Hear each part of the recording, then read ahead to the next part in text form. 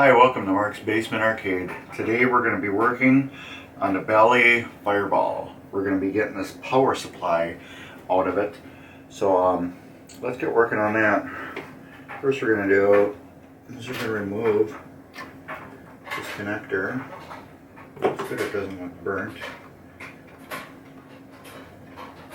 Doesn't feel bad. Remove this one over here. Like that. And then we're going to take these screws out. As you notice today, I do not have my power screwdriver. The reason why is these screws are so small and they go into the side of the cabinet. And this is a power board. I don't want to risk accidentally turning the screwdriver the wrong way because it's gyro powered. I don't want to risk turning it the wrong way and then cracking the board. So if I do it all by hand, there's no risk at damaging anything.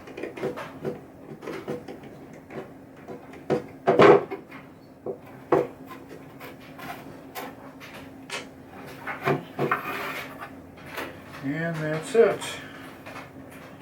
From what I see, power supply looks pretty good.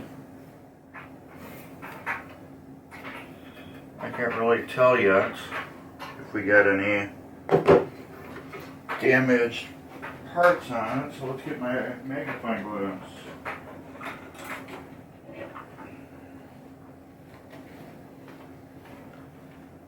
Keep a sock in my magnifying glass so it doesn't get, what do you call it, dirty.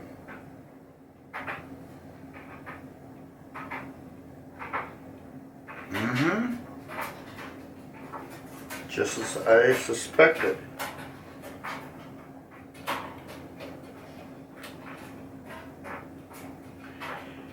It looks like one cold solder joint. Looks like a couple of them. 1, 2, 3, 4, 5.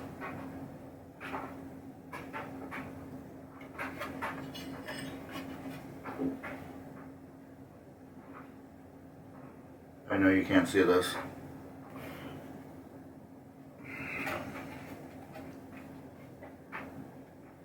Doesn't help when you have glasses. I wonder if this will work better. If I take my glasses off. Nope. That's like magnified to work with perfect vision. Anyways, I do have a bigger thing in the other room that I can look at it, but from what I can see, yes, there is one cracked solder joint. For sure. It's the top one. It is totally cracked. So that's probably the reason why we're losing power. So we are going to be going through that. That's weird how it's got that bridge.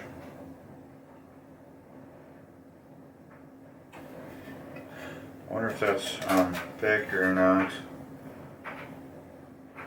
I will find out though.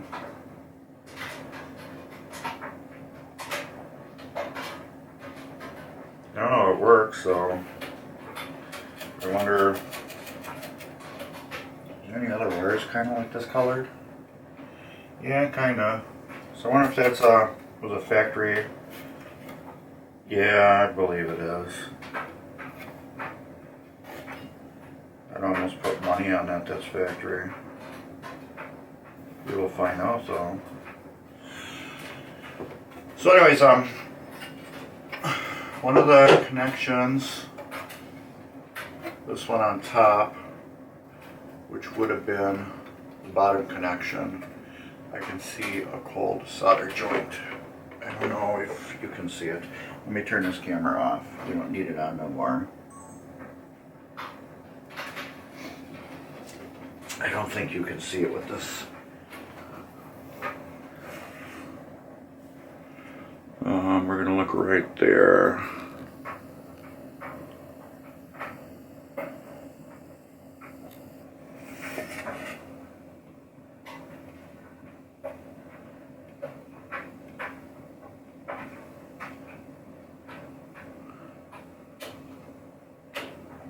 You know, when I get my magnifying glass on it, you will definitely be able to see it. I do not think this is going to even focus.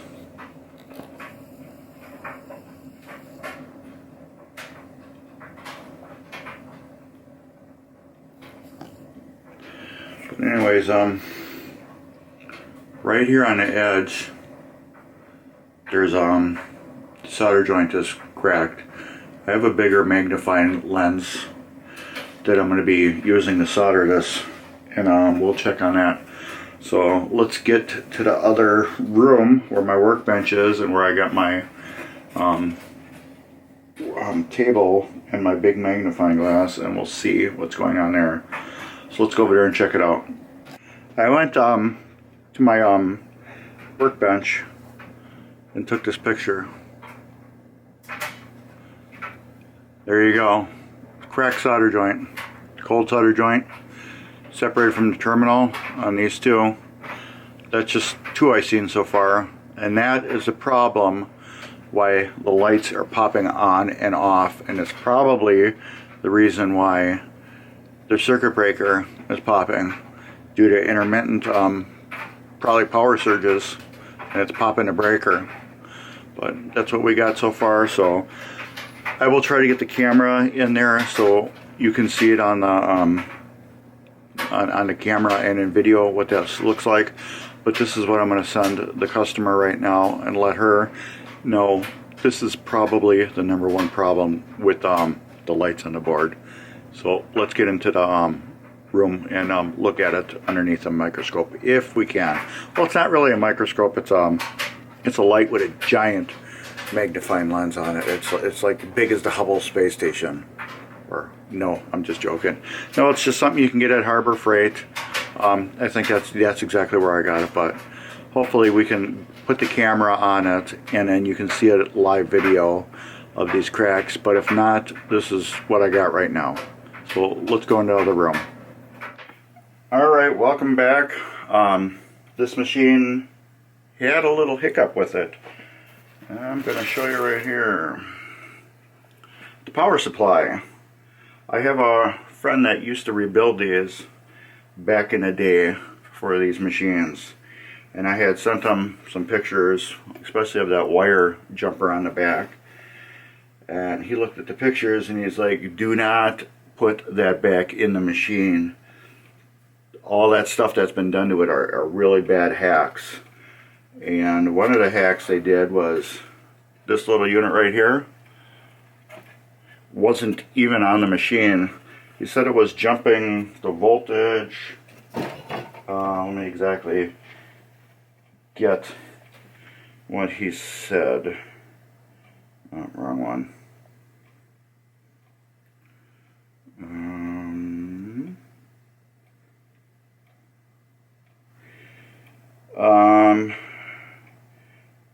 The 18 volt output was jumped to the 22 volt output, and it was putting close to 26 volts out to something that should have been only getting 18 volts, which is a no-no. They have these regulated for power, so certain things get a little bit of power and certain things get a lot of power. And that one, it could have burned up something. It didn't yet, but it could have.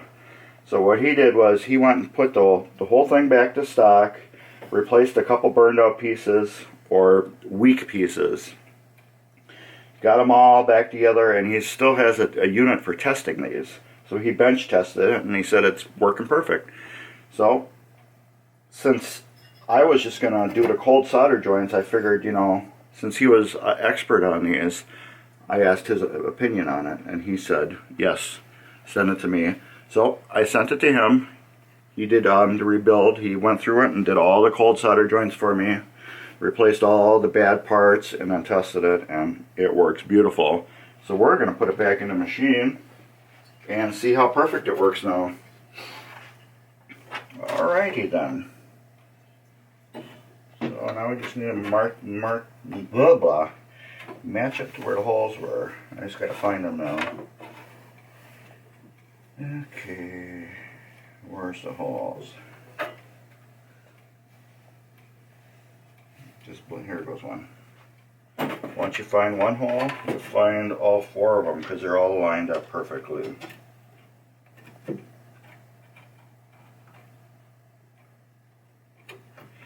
And on these, we will not be using power tools. Why? Because we're not wrenching this thing down. We're just installing it back loosely like the factory had, because we are not cracking the board. So this will all be going together with hand tools. Hand screwdriver, old school.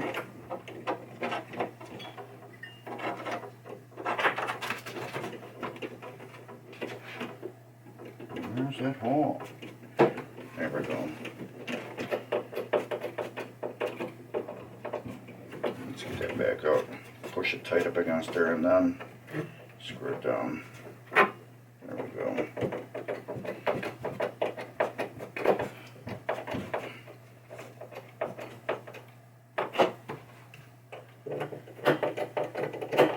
These are just going in there snug enough to hold the board down, just like they originally were from the factory.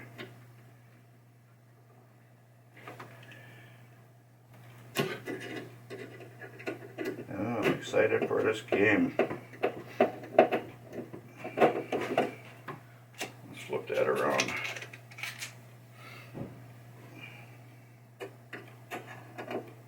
What's good about this game, it's only got 2 connectors on it. Not like the newer machines. Like my Hurricane. It's got a bunch of connectors on it. What's good about this one, both connectors are different. So you can't plug the wrong one in to the wrong one.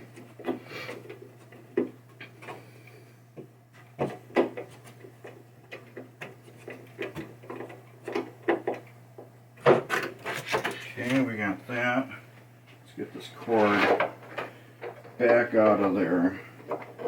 I tucked it in there pretty good.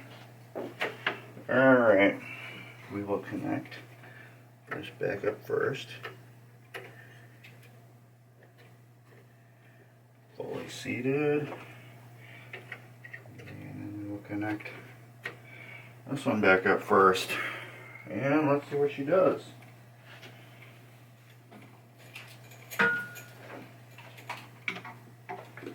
And ta-da! No more smacking anything. Let's turn this camera off.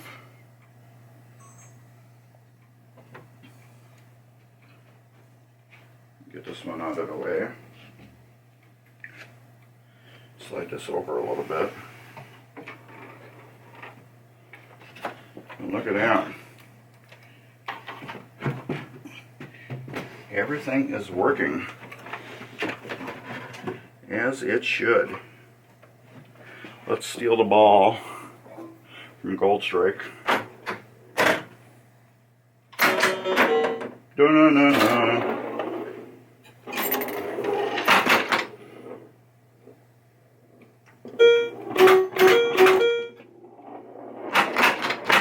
Got all the lights working again.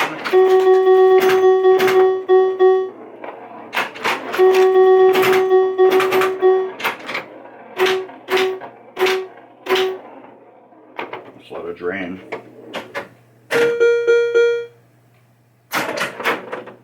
Look at that, perfect. So what we're going to do with this game now is I'm just going to leave it sit.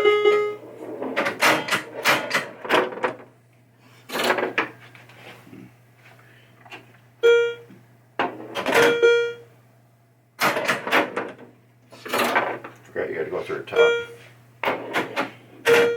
I'm just going to leave it sit and sit on a track mode, even though this doesn't have a track mode.